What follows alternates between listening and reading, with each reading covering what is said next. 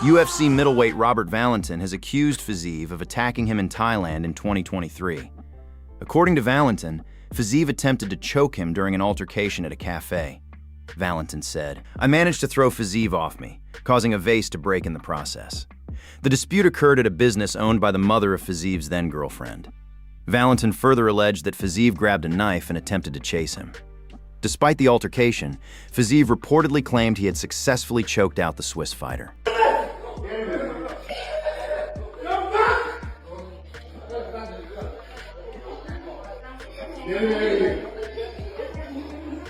I stabbed you. Get in here. I fucking stabbed you. I'm not fucking out.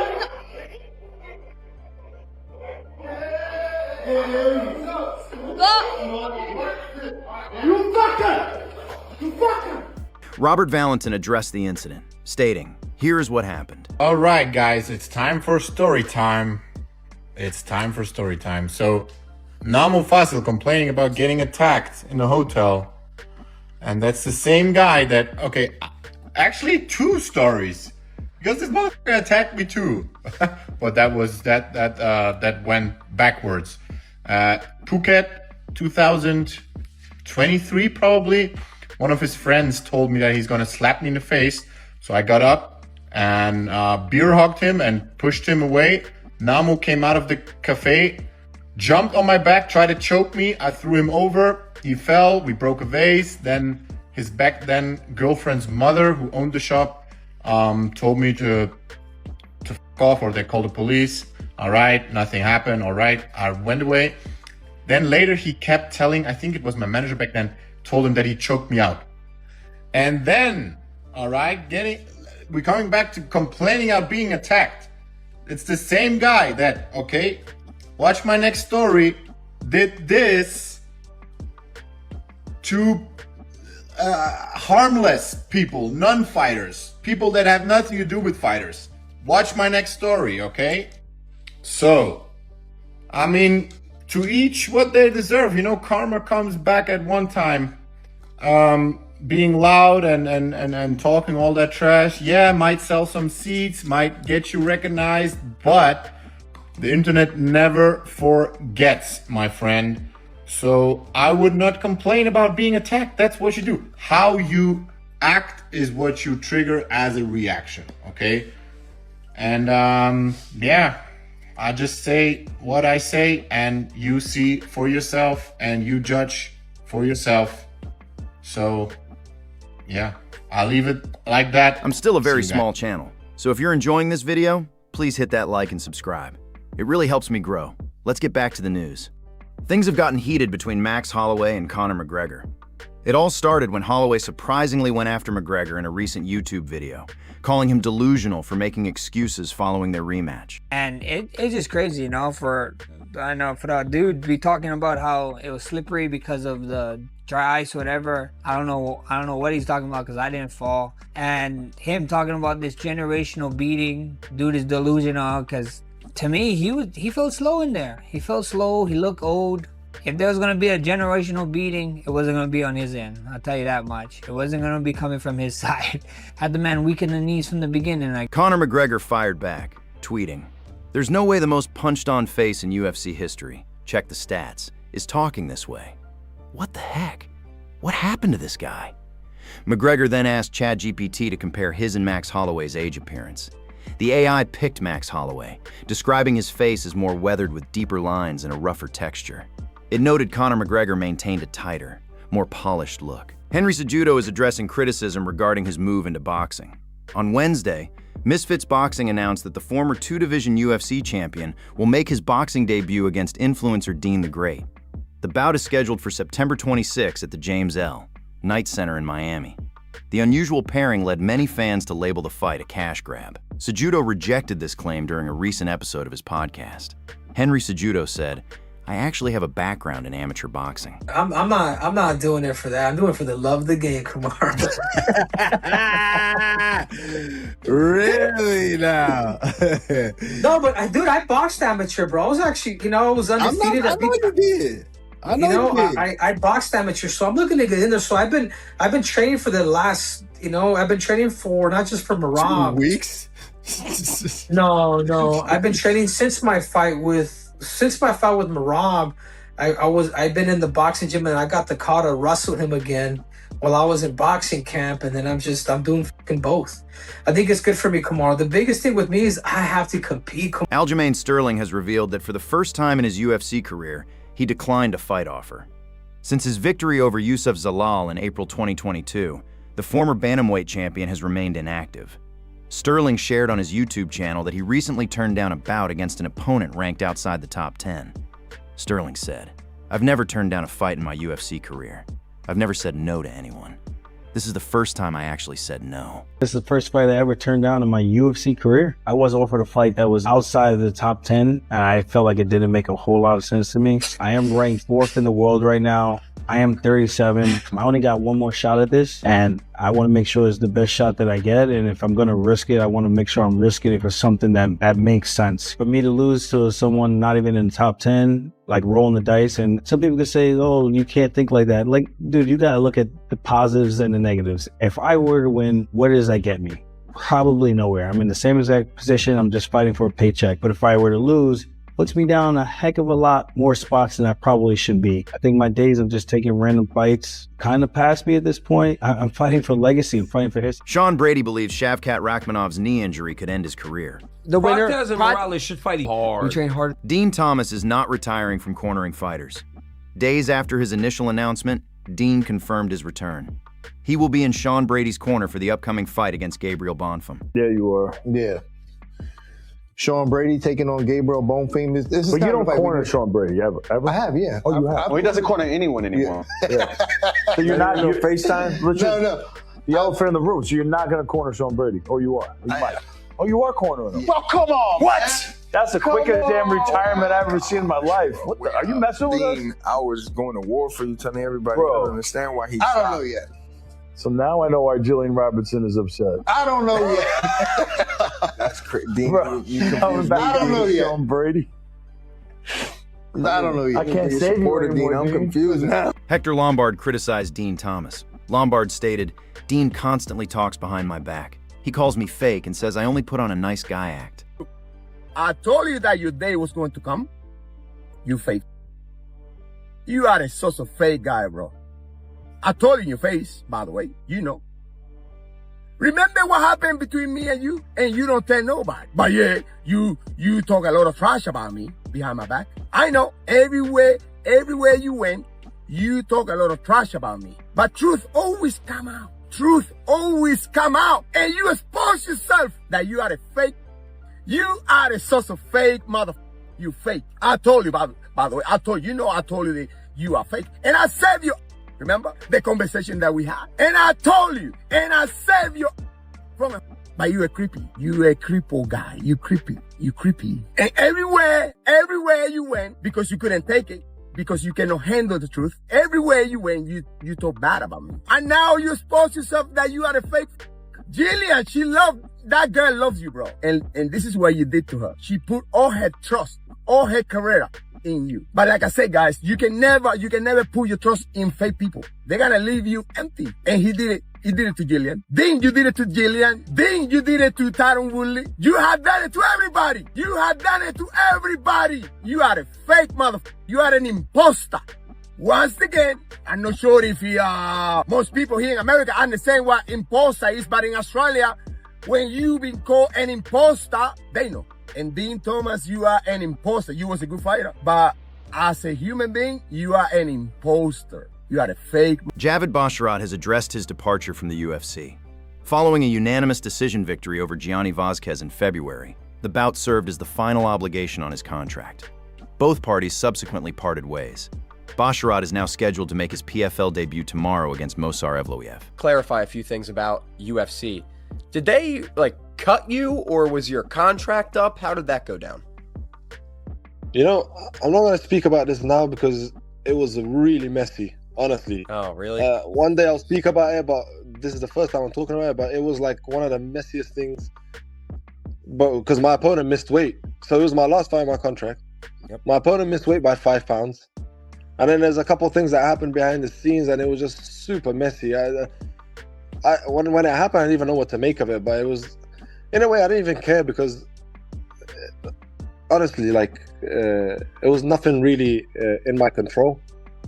A lot of like miscommunication, and yeah, it was just one of those. It was a weird thing. Maybe I'll go into detail with it later, but right now I don't really have all the facts myself, so that's why I don't want to speak too much. Alexander Volkanovski will defend his featherweight title against Movsar Evloev at UFC 333.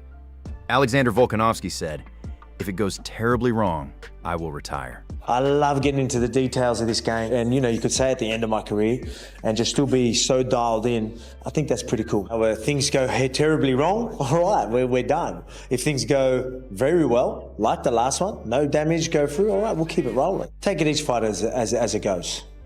I'm just trying to be real with it. But I don't have plans on retiring right now. Speaking on the Show Me the Money podcast, Tai Tuivasa praised Islam Makhachev. I think Islam is a lot. I remember training him back at AKA, and I remember going home and telling all my friends, I said, this good. And they were like, nah, he's not better than Khabib. I said, bro, he can stand. Yes. Yeah. Fight. He can stand and fight. They all can wrestle. Yeah. If you can't wrestle, you're not in the crew. Like they're just animals. So, but I've always really thought Islam, like, he's got really good stand up. Yeah, bro. Yeah, Poirier. Good enough for when you're that good at wrestling. Yes. Yeah. Good enough when. I mean, then you got then there's another level prior to, but then I think that'll be the fight. Dude, it's got to be the fight, bro. Stop away from these kicks, and then he's gonna try. Paddy Pimblett thanked Justin Gaethje at UFC 330 for beating Ilia Topuria.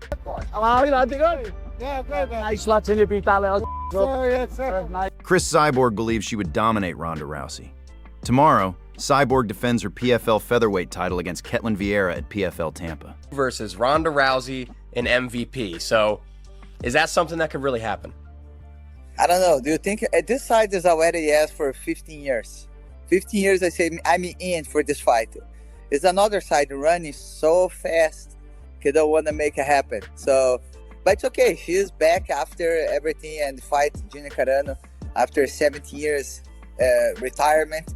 But if for sure, I think the fans, I think her idea was never make this fight happen. She just used me for promoting herself that time. It's smart, but I could beat her really bad this moment now. So I'm a better fighter today than before. So I don't know. I don't know if she has all this on her. You know what I mean? But if she says she's in, you're in, I assume? I already signed him, yes. I cannot change it. Paddy Pimblett explained why he now chooses to braid his hair for every fight. Pimblett said, "Because it doesn't get in my eyes, it doesn't get in my face, and I don't have to worry about it." Is that why you started braiding your hair? Yeah, the last fight before I didn't braid my hair was a very close fight, and I got injured in the first round, booked 4 to 3 rounds. A lot of people still to this day call it one of the worst robberies of all time.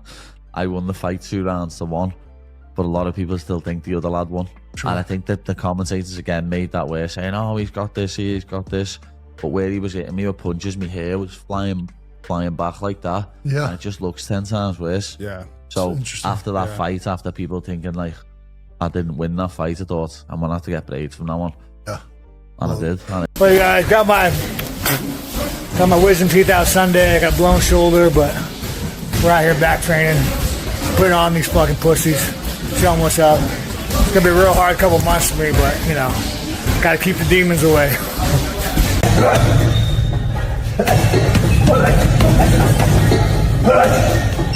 Khamzat Chimaev has publicly announced his desire to fight Sean Strickland. Are you wanting to move to 205, or are you hoping to rematch Strickland next? And as far as RAF goes, do you have dreams of being RAF champion and UFC champion both at the same time? I'm just making money everywhere. That's why we're fighting this guy as well. He's money check for me, So, and then, of course, I'm gonna go rematch. I don't lose the fight. I just lost for the judges. So next time, I'm gonna go take his head off. Israel Adesanya expressed his desire to face Dana White. and returned to action immediately following his first career loss. And I think a lot of aura was lost. Is this going to break him, or is this going to motivate him to say, listen, I can't just rely on my wrestling. I need to fight MMA, because the wrestling guys, they've been so dominant that everybody started to catch up. For Khamzat, I think he said he's moving up to 205 today now, but now he's calling Strickland for a rematch. I don't think he deserves a rematch. You know, he definitely doesn't, because he has no title defenses. So it doesn't justify a rematch at all. Dana White addressed questions regarding Khamzat Chimaev's next fight following the latest Contender Series event. White confirmed that matchmakers are considering Chimaev for the upcoming Abu Dhabi card. Best middleweight in the world at the moment. Is it Sean? Is it Khamzat? Is it someone else? Well, Sean's got the belt, but I do think Khamzat's going to come back and beat Sean. I do. And I called it. I said it's going to be a really hard fight for Khamzat. Sean has great takedown defense and can get up, and he's got an awkward style. But if you had to ask me, and I'm a bit biased, I do think Khamzat can come back and beat Sean. I think he can finish him. But right now, Sean's got the belt, so he obviously is the apparent best middleweight in the world at the moment. But let's not forget other organisations as well. But yeah, UFC has always been the pinnacle, so we do have to go off that as well. Do you know what I mean? He wants to fight Sean again. Do you think in a rematch, Sean Strickland beats him again? I think it's going to be even worse for Chimaev. People saying he was sick is always a bull. They try to discredit Strickland. I don't see anything new that Chimaev can bring for Strickland. You just need to not get submitted by him, but for 5 rounds, it doesn't work. That's why Dagestani fighters like Khabib, Islam, they don't push so hard, because if you push so hard, you're going to pay the price. Meanwhile, Kamaru Usman suggests that Khamzat Chimaev should move to the light heavyweight division to avoid difficult weight cuts at middleweight. Usman identified Paulo Costa as an ideal first opponent for this transition. What is the point of coming back down to middleweight? What? It's a tough cut for you. I understand that. Yes, are you skilled enough to still be there and be the champion? Potentially, yes. But yes, you've already proven that. You've been the champion. Why not move up? Listen, Paulo Costa has moved up. That's a heat of a fight. That's a heater still. Still waiting on that. He moved up to light heavyweight and looked great. So why not? Khamzat Chimaev, move up to light heavyweight, get a fight, boom. Now you're in that short line for the title fight. Right now, that title's in limbo right now, because the champion is out for quite some time. So why not? Paddy Pimblett told Travis Kelce that he views the conflict between Sean Strickland and Khamzat Chimaev as manufactured to promote their matchup. I probably love Sean Strickland. I think he's hilarious. Yeah. But him and the Khamzat thing, I think they said after it that he was just saying it to build the fight up. Yeah. I'm not really into that. Yeah. I'm not gonna start saying stuff about someone just fake if it's just fake. You know what I mean? Give him his due. It got the ratings in. You know what I mean? It was one of the most viewed events of the year. Yeah. So it worked for him. But I just can't do that. Like just like with BSD, with Gagey, like. It was cordial, it was sound, and Chandler. I was all right with them because they never said nothing. I'm not gonna make something or something. But then other guys are just sausages. But if I fight Ilya or Armin, I'm gonna absolutely rinse their lives. Paddy Pimblett identifies Carlos Prates as a future champion within the welterweight division. Carlos Prates is like that. He's a welterweight, so he's not like a big massive dude. Sure. But lad, when he hits people, they know about it.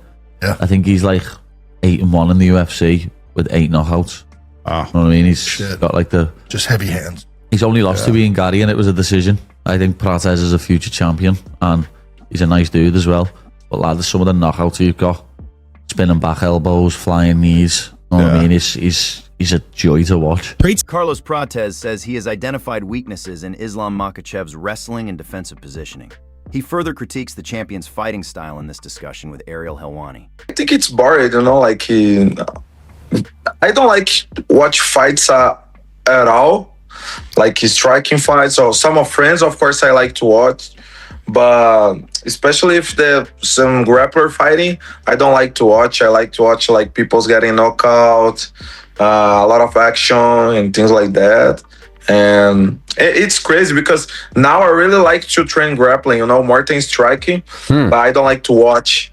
Yeah, but I don't like to watch like grappling and fighters go to the ground and bored fight. I don't like. Javier Mendez identifies Carlos Prates as the most buzzworthy opponent, while acknowledging the high stakes of a potential matchup against Shavkat Rakhmonov. His morale is great. If it's Shavkat, great.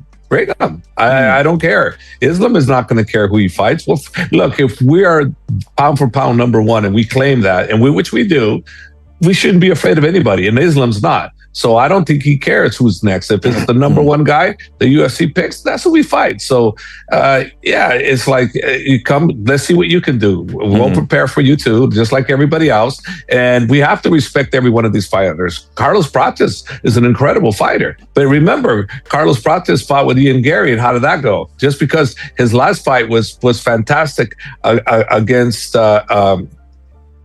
which Mo, JDM, right? JDM. Sorry, yes, JDM. Yeah, doesn't mean it's going to be Islam. It's a different fighter. He did fight fantastic against JDM, and I'm happy the way he talks. He's a cool kind of guy. He's the kind of guy you go, hey, that guy's cool. I like him. I like watching him fight. Dan Hardy compares the power of Carlos Prates to Alex Pereira. He argues that Prates' size and finishing ability would present a difficult challenge for Islam Makhachev. Probably Prates at this point. I just feel like, and the reason why I threw Sean Brady out there is because I actually think he's probably one of the more difficult fighters in this division over 25 minutes because he can keep the fight moving in much more creative ways than Ian Gary was able to, and we've now seen that that's a possibility, and so did Sean. Thank you for watching. If you enjoyed this video, don't forget to leave a like and subscribe to the channel so you never miss the latest MMA news. And I'll see you in the next video.